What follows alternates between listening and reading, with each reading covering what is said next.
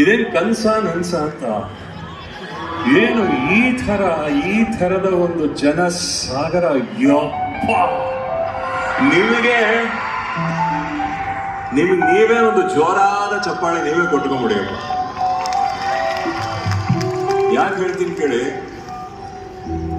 ನಾವೆಲ್ಲೋ ಹಾಡ್ತೀವಿ, ನಮ್ಮ ಒಂದು ಸಾಧನೆ, ನಮ್ಮ ಒಂದು ಕಲಿಕೆ,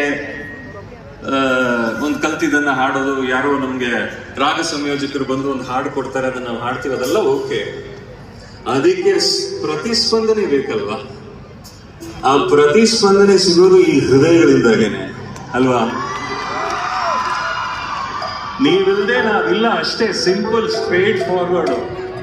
ನೀವಿಲ್ದೆ, ನಿಮ್ಮ ಕಿವಿಗಳು, ನಿಮ್ಮ ಮನಸ್ಸುಗಳು, ನಿಮ್ಮ ಹೃದಯಗಳು ಇಲ್ಲದೆ ನಾವು ಇಲ್ಲ, ಇದ್ದು ಪ್ರಯೋಜನ ಇಲ್ಲ. ಹಾಗಾಗಿ ಜನಸಾಗರ ನಿಮ್ಮನ್ನು ಸೇರಿದೀರ ಅಂದ್ರೆ ನಮಗೆ ಆಯಸ್ಸು ಎಷ್ಟಿದೆ ಅಂತ ನೋಡಿ. ನಮಗೆ ನಮ್ಮ ಕನ್ನಡ ಸಂಗೀತಕ್ಕೆ, ನಮ್ಮ ಕನ್ನಡ ಸಾಹಿತ್ಯಕ್ಕೆ ಅಷ್ಟೊಂದು ಬಲ ಇದೆ ಅನ್ನೋದು ಈ ಒಂದು ಉಪಸ್ಥಿತಿಯಿಂದ ಗೊತ್ತಾಗ್ತಾ ಇದೆ. ನಿಮ್ಗೆ ಚಿರಸಾಷ್ಟಾಂಗ ನಮಸ್ಕಾರಗಳು. ಸೂಪರ್. Click click. ಈಗ ಮುಂದಿನ ಹಾಡು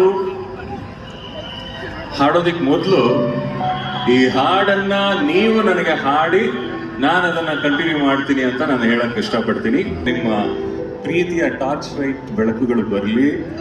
ಇದೇನು ಸರಿಗಮಪ ಆಡಿಷನ್ಸ್ ಏನಾಗ್ತಾ ಇಲ್ಲ, ಎಲ್ಲ ಮನಸ್ಸು ಬಿಚ್ಚಿ, all the lovely ladies, lovely gentlemen, all of you all. ಆಹಾ, ಇದು ರಾಯಚೂರಲ್ಲ ರೀ, ಇದು ಜಮ್ಮು ಕಾಶ್ಮೀರ್ವರೆಗೂ ಹೋಗ್ತಾ ಇದೆ. ಇದು